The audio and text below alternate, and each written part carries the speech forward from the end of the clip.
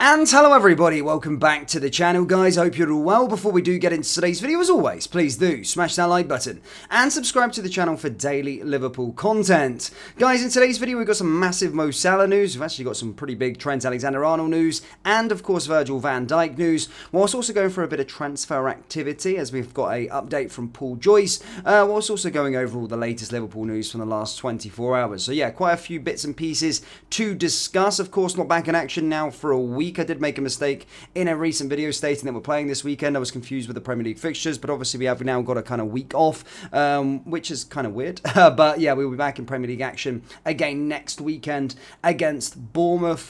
So in that sort of time, most of the Liverpool news is probably going to be in regards to potential transfer rumours, whether we're going to be signing a player. Again, still unknown. Looks unlikely we're going to be signing players this January, but as I stated, it's still a long window and Liverpool can be very unpredictable. That comes not from me, but from David Ornstein, Paul Joyce, and those sort of reputable journalists stating that we could, if the player is right, go into the transfer market. But still nothing really on regards to incomings.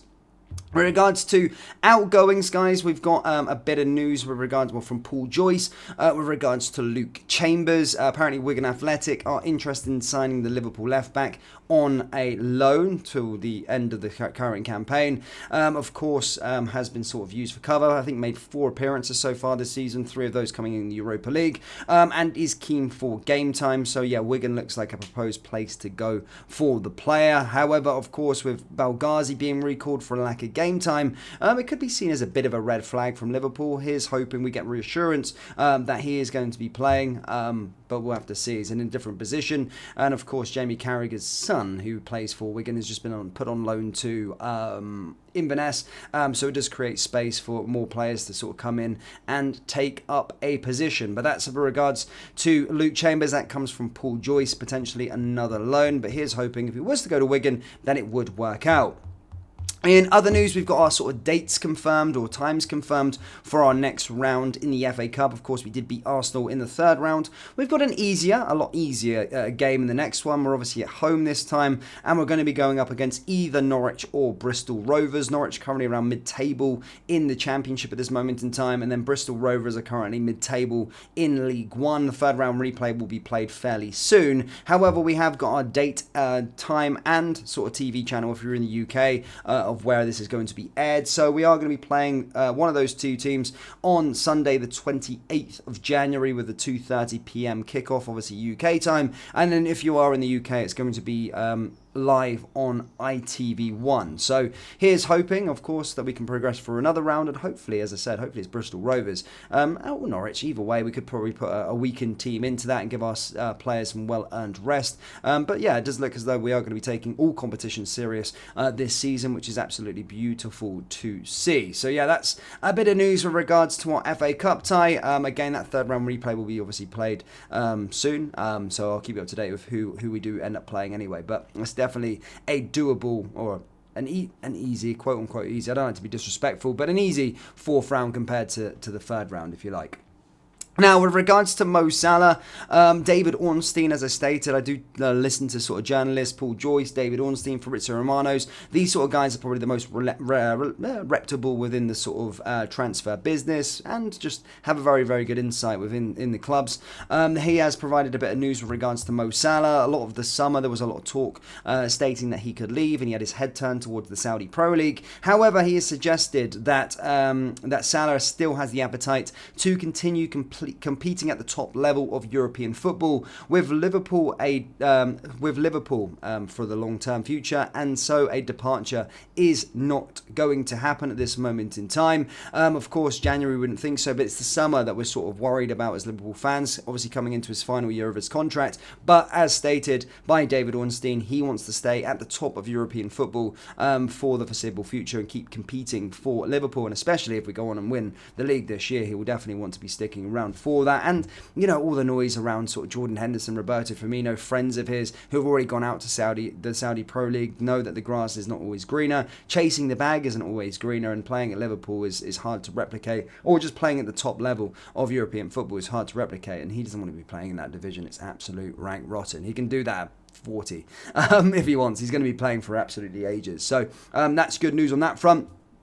David Ornstein then did follow it up with regards to the contract situations with regards to Salah, Virgil van Dijk and Trent Alexander-Arnold, and basically stated, I don't think there was any movement on this before the end of 2023. The plan was always to address it in the new year. I've been stating that with regards to Trent Alexander-Arnold's contract, that looks like it's imminent and should be announced very, very soon. But David Ornstein stating the same with regards to Virgil van Dijk and Mo Salah, that the club's objectives is to both tie them all down to some longer term contracts, and basically continued saying that the plan was to address it in the new year. We're now there, so I would imagine soon conversations will get going in due course. It isn't ideal for them to be approaching their final year, David Ornstein continued, but Liverpool have managed contract situations really well in recent seasons, and I don't think anything to suggest that they won't again here, albeit the football hierarchy has changed.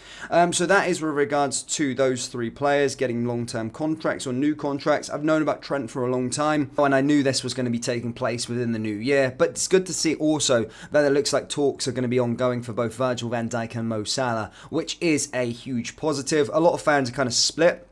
But Mo Salah's impact so far this season has been obvious. He's been really, really good. He's been reinvented within this sort of Liverpool 2.0. And as a player that I can see playing at the top for at least another sort of 3 or 4 years, he's got many more records to break in a Liverpool jersey and hopefully hoover up some more trophies. So I have no doubt. I don't think he's going to go. Some fans obviously split on that, going into 32 or going into his early 30s. Fans want to maybe cash in on him and maybe bring and look towards the future. But Mo Salah is a different kind of animal. You know, when you're talking about Cristiano Ronaldo's and the way that he looks after his body, Mo Salah is the sort of same, you know, doesn't drink, doesn't sort of smoke, he's always training in the gym, he looks after himself very, very well, and as I say, he'll be playing until he's 40. If he wants to go to the Saudi Pro League, he can probably play that 37 or something like that, when it's a better league as well. So, I have no doubt with regards to that, but very, very good to see that there is news with regards to both Mo Salah, or Trent Alexander-Arnold and Virgil van Dijk over a new long-term contracts coming from a very, very reputable source in David Ornstein.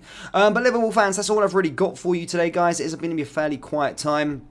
There'll be sort of transfer news here and there. Hopefully, we get some news with regards to incomings fairly soon. Again, I'm not going to promise you that. I don't think we will make an addition unless something obviously comes up that tickles our fancy and that is a good deal that we can complete this January. I think most of our transfer activity will happen in the summer, but here's hoping maybe we can potentially snag a deal or two.